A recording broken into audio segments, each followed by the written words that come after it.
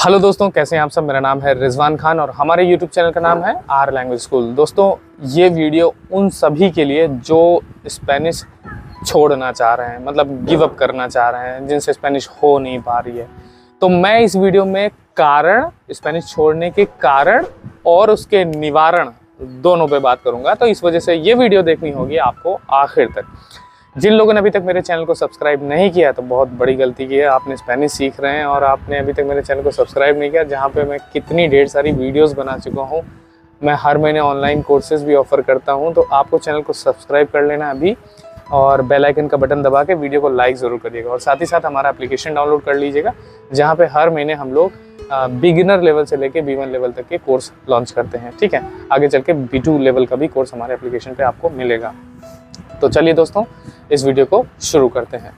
सबसे पहला, वो लोग जो स्पेनिश डायरेक्टली ग्रामर पे शुरू करते हैं और या ग्रामर पढ़ रहे हैं और शब्द नहीं है। ठीक है, चाहे जिस लेवल पे जाओ। अब मान लो कि आपने बिगिनर लेवल ख़त्म कर लिया, उसके बाद आप A1 लेवल कर रहे हो। A1 लेवल पे कुछ डिफ़िकल्ट ग्रामर आती है, मान लो इर्रेगुलर वर्ब आ रही है और या फिर आपके इम्परेटिव्स आ रहे हैं, है ना। तो आपके पास शब्द नहीं है। अब शब्द नहीं है तो कैसे ग्रामर लगाओगे? नहीं लगा सकते।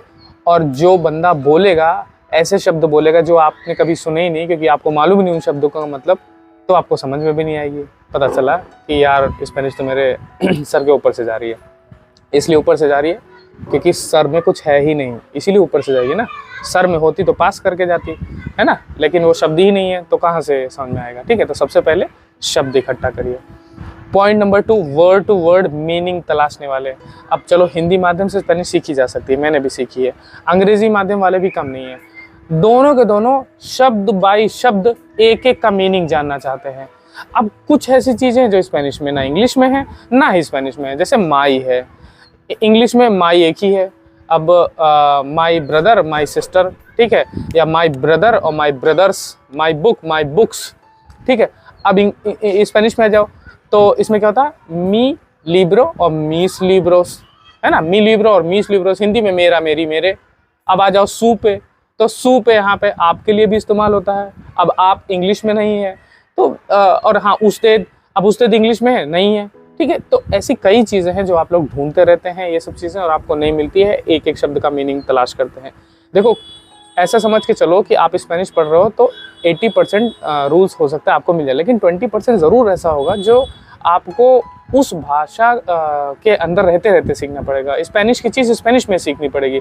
अब कहोगे कैसे कैसे कैसे, तो कैसे के जवाब नहीं है। ठीक है, अब तीसरा, कुछ ग्रामर टॉपिक जैसे टफ वाले आ जाते हैं, तो अब हर चीज़ में ग्रामर रूल भी चाहिए सबको।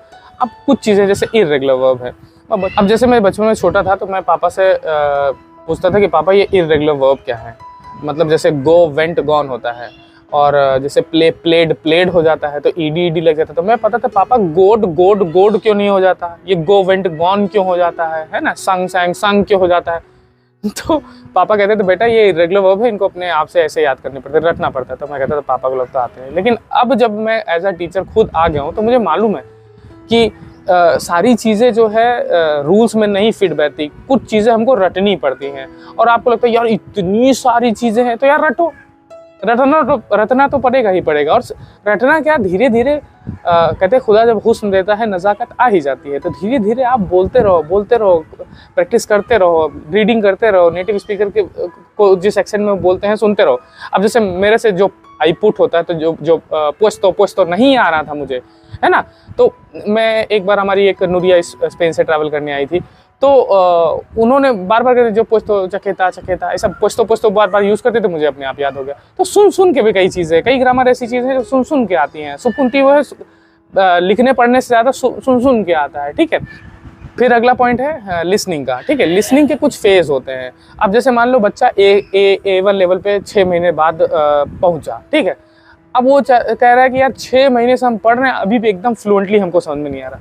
तो ये कोई एक दिन में तो है नहीं कि तुम एक ही दिन में खुद बुर्ज खलीफा बना के तैयार कर दोगे। क्योंकि क्या होता है, भाषा के कुछ स्टेप होते हैं। जैसे पहला है लिसनिंग का है। तो पहले जब आप लिसनिंग की प्रैक्टिस करते हो तो उसमें हमको चीज़ें नहीं समझ में आती है, फिर थोड़ा समझ में आता है, फिर उसके बाद हो सकता है सर दर्द हो, फिर हो सकता है नेटिव स्पीकर आपको लग रहा है बहुत तेज़ बोल रहा हो, धीरे धीरे बोली गई चीज़ें समझ में आती हैं। तो एक स्टेप होता है, इन फेजेस को आपको पार करना होगा। सही तरीके से नेटिव स्पीकर के साथ फ्लुएंटली बातचीत करना, समझ में आना, ये आपको सीखने में कम से कम 8 से लेके 12-14 महीने या 1.5 साल तक लग सकता है, ठीक है। तो आपको उस लेवल की स्पेनिश सीखने के लिए पेशेंस रखना पड़ेगा। पेशेंस है नहीं और पता चला कि आप एक ही दिन में सब कुछ चाहते हैं, तो ऐसा तो संभव नहीं है, ठीक है। और मेहनत नहीं करना चाहते हैं कि लिसनिंग के लिए आपको क्या करना पड़ेगा कि सुनना पड़ेगा। कह रहे हो कि यार समझ में नहीं आ रहा, क्या सुने। जैसे बच्चे कहते हैं कि और हाँ, एक और चीज़, जैसे मान लो कि भाषा के 4 पिलर, लिखना, सुनना, पढ़ना, बोलना, तो अभी समझने में आ रहा है कि रीडिंग समझ में आ रहा है, रीडिंग कर लेते हैं, लिसनिंग बाद में कर लेंगे। ऐसा नहीं है, ये गाड़ी के 4 पहिए हैं, ठीक है। और अगर चारों पे आपको साथ चलना है, कार को आपको साथ में लेके चलना है, तो चारों पे बराबर पैर रखना पड़ेगा, बराबर की स्पीड रखनी पड़ेगी। लिसनिंग पे भी फोकस करना होगा, रीडिंग पे भी फोकस करना होगा, स्पीकिंग पे भी फोकस करना होगा, राइटिंग पे भी फोकस करना होगा, सब चीज़ पे फोकस करना पड़ेगा। जब आप इन सब चीज़ों पे फोकस करेंगे तब जाके आपकी गाड़ी बराबर चलेगी। और धीरे धीरे पेशेंस के साथ चलाइएगा। मोड़ आएंगे, चीज़ें डिफिकल्ट होंगी, थोड़ा स्पीड धीमा करना पड़ेगा। हमेशा कोई ऐसी तो सड़क है नहीं एकदम सीधा, एकदम रफ्तार में सीधा एकदम चलती चली जाएगी। हर सड़क का कहीं ना कहीं मोड़ होता है। तो स्पेनिश में भी कुछ ना कुछ टॉपिक ऐसे आएंगे जो आपको धीमे धीमे मुड़ मुड़ के समझने पड़ेंगे, ऐसे नहीं एकदम रफ्तार में सब कुछ समझ में आ जाएगा, ठीक है। फिर एक बहुत ही मतलब अनफॉर्चुनेट चीज़ है कि बहुत सारे कोचिंग इंस्टीट्यूट जो होते हैं बच्चे को पैसे के चक्कर में अपने वहाँ पे इनरोल करते हैं और उसको हकीकत नहीं बताते। कहते हैं कि भाई 3 महीने में हम B2 करा देंगे, 2 महीने में हम A1 करा देंगे, है ना। तो इस तरह से फर्जी के वादे करते हैं और उनको बस सर्टिफिकेट देते हैं। उनको लगता है कि हाँ भाई हो गया। यूनिवर्सिटीज़ में है, अभी एक बच्चे का मैसेज आया था, मैं आपको शो करूँगा कन्वर्सेशन। वो मुझसे कह रहा कि सर वो कह रहा है B1 लेवल ज्वाइन करना है। तो मैंने कहा कि अच्छा चलिए मैं आपका टेस्ट लेता हूँ पहले। तो मैंने उसको A2 का एक ऑडियो टेस्ट दिया। कह रहा है कि वो तो मुझे सॉल्व ही नहीं हुआ। तो हमने कहा तब तो आप A2 के लिए आपको पूछना चाहिए, आप B1 के लिए क्यों पूछ रहे हैं। तो कह रहे मतलब क्या हमको दोबारा करना पड़ेगा। दोबारा इन द सेंस वो कह रहा था कि उसके पास ऑलरेडी A1 का या A2 का सर्टिफिकेट था। तो मैंने उसको ये कहा कि दोबारा से आपका क्या मतलब है। अभी आप A2 लेवल की स्पेनिश सुनने, समझने, बोलने में असमर्थ हो तो दोबारा कहाँ तक, आप वहाँ पहुँचे नहीं हो। और आपके पास जो A2 B2 का जो सर्टिफिकेट है वो सिर्फ मात्र एक कागज़ का टुकड़ा है। हकीकत में आपको वो चीज़ नहीं आती है।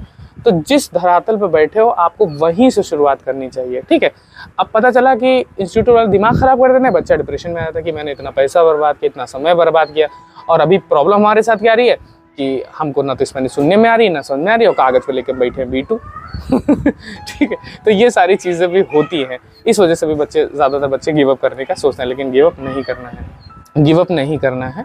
अब मैं आपको समस्याएं बताई, अब मैं उसका निवारण बताता हूँ। देखो सबसे पहले अगर आप भी ऐसी सिचुएशन में है तो क्या करो। सबसे पहले तो पेशेंस रखो। स्पेनिश को 1 साल कम से कम मिनिमम 2, ठीक है, मिनिमम 2। हो सकता है कुछ बच्चे तेज़ हों, हो सकता है आप धीमे हों, लेकिन कोई दिक्कत, धीमा होना कोई बुरी बात नहीं है। मुझे भी स्पेनिश सीखने में 2 साल लगे। हाँ टीचर नहीं था इस वजह से 2 साल लगे, मेरे स्टूडेंट 1 साल में सबका निपटा देते हैं, लेकिन कम से कम 1 साल तो देना ही पड़ता है। अब आप देते हो तो उसमें सबसे पहले क्या करो कि जो भी आप मान लो बिगनर वाला खत्म, बिगनर के बाद की बात मैं बता रहा हूँ कि आप इस लेवल पे हो तो सबसे पहले अवला इंटरनेशनल पढ़ो। ईमानदारी से उसकी एक वोकैब को आपको लर्न कर लेना है। और चाहे A1 करो, A2 करो, B2 करो, कुछ भी करो, सब में फेलियर का एक रीज़न होता है कंप्रीहेंशन फास्ट ना होना। कंप्रीहेंशन जितना हो सके उतना फास्ट करो। अगर आप रीडिंग रोज़ नहीं कर रहे हो, आज आप जो टाइम दे रहे हो, मान लो आप 15 मिनट दे रहे हो, उसको आधा घंटा कर दो। अगर आप आधा घंटा दे रहे हो उसको 1 घंटा कर दो। तो स्पीड बढ़ाओ अपनी रीडिंग की, खूब रीडिंग करो। भले शुरू में समझ में नहीं आएगा, लेकिन पढ़ो पहले, फिर समझ में जो नहीं शब्द है उनको नोट करो, याद करो, याद करने के बाद फिर से पढ़ो, तब जाके धीरे धीरे आपकी कंप्रीहेंशन अच्छी होगी, ठीक है। फिर उसके बाद एक रेड बुक होती है जिसको एडल्सा की बुक बोलते हैं, उसमें कुछ प्रीवियस पेपर होते हैं, मॉडल पेपर होते हैं, उसको सॉल्व करो। फिर रामोन की किताब को सॉल्व करो। फिर इंटरनेट पर जहाँ भी आपको मॉडल पेपर मिल जाए उसको भी सॉल्व करो। और फिर नेटिव स्पीकर के खूब जितना हो सके उतना बात करो, या फिर अपने जो साथी लोग जिनके साथ आप स्पेनिश सीख रहे हैं उनसे खूब कन्वर्सेशन करो। ये सब करो, तब जाके आपका स्पेनिश में जो अभी बुरे हालात हैं उनसे आप उबर पाओगे। फिर अपने ऊपर भरोसा रखो। आपका ड्रीम आपका बच्चा है, और अगर आपका बच्चा मुसीबत में है तो आप अच्छे माँ बाप होने के नाते आपको अपने ड्रीम्स को छोड़ना नहीं है, ठीक है। क्योंकि दोस्तों मंजिलें तो मिल ही जाएंगी, थोड़ा भटक कर ही सही, गुमराह तो वो होते हैं जो घर से निकलते ही नहीं। तो दोस्तों अगर मेरे जैसा पर्सन कर सकता है, मिडिल क्लास फैमिली का जिसके पास स्पेनिश सीखने के लिए पैसा नहीं था, समय नहीं था, और बहुत सारी प्रॉब्लम्स के साथ घर पे बैठ के अगर मैं सीख सकता हूँ तो आप भी सीख सकते हैं। मेरे 12वीं में 51% आए थे, अंग्रेज़ी में 36 नंबर पास होते हैं, मेरे 39 आए थे। अगर मैं कर सकता हूँ तो आप भी कर सकते हो। मैंने B1 B2 लेवल किया तो आप भी कर सकते हो। हाँ, मैं फेल हुआ B1 में, लेकिन फिर भी मैंने फिर से मेहनत करी और पास हुआ। तो हार कर जीतने वाले को बाजीगर कहते हैं।